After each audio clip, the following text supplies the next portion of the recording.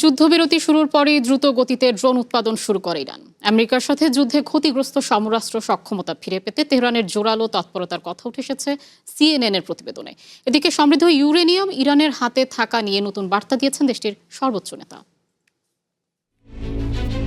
এপ্রিলে আমেরিকার সাথে যুদ্ধবিরতির পরই নিজেদের ক্ষতিগ্রস্ত সামরিক সক্ষমতা ফেরত পেতে জোরালো তৎপরতায় নামে ইরান। সমরাস্ত্র মজুত বাড়ানোর কাজ চলছে দ্রুত গতিতে। আমেরিকার গোয়েন্দা সংস্থাগুলোর তথ্যের ভিত্তিতে CNN এসব খবর জানিয়েছে। গণমাধ্যমটি বলছে ওয়াশিংটনের ধারণার চেয়েও বেশি গতিতে চলছে উৎপাদন। পুনর্গঠন প্রক্রিয়ার মধ্যে রয়েছে মিসাইল লঞ্চার বাড়ানোর মতো কার্যক্রম। আমেরিকা ইসরায়েলের যুদ্ধের পরও আঞ্চলিক দেশগুলোর জন্য তেহরান তাই এখনও বড় হুমকি হিসেবেই রয়েছে বলে জানিয়েছে CNN। প্রশ্নের মুখে ফেলছে ইরানের সামরিক সক্ষমতা ধ্বংস করা নিয়ে ট্রাম্পের দাবিকেও।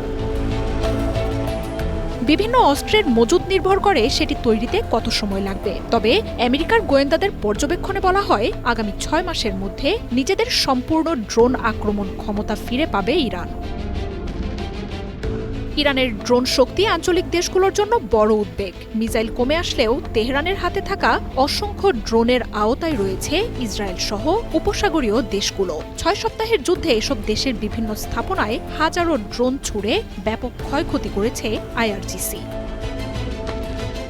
আমেরিকার গোয়েন্দা সূত্রগুলো বলছে ইরানের অস্ত্র উৎপাদন ও মজুত ক্ষমতা বৃদ্ধির পেছনে রয়েছে বেশ কয়েকটি প্রভাব, যার মধ্যে অন্যতম হল রাশিয়া ও চায়না থেকে পাওয়া সহায়তা। দাবি করা হয় যুদ্ধের মধ্যেই মিসাইল ও অস্ত্র উৎপাদনের কাঁচামাল সরবরাহ অব্যাহত রেখেছে বেইজিং।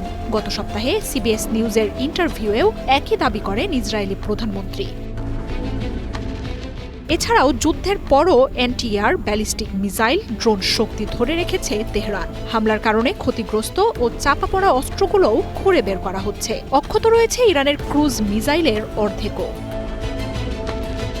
এদিকে ইরানের পরমাণু শক্তি নিয়ে নতুন বার্তা দিয়েছেন দেশটির সর্বোচ্চ নেতা মোজতবা খামেনি।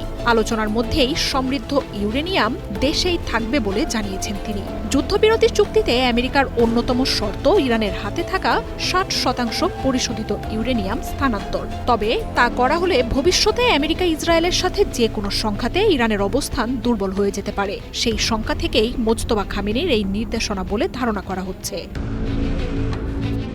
মার্জিয়া উপমা, ওয়ান ইন্টারন্যাশনাল ডেস্ক।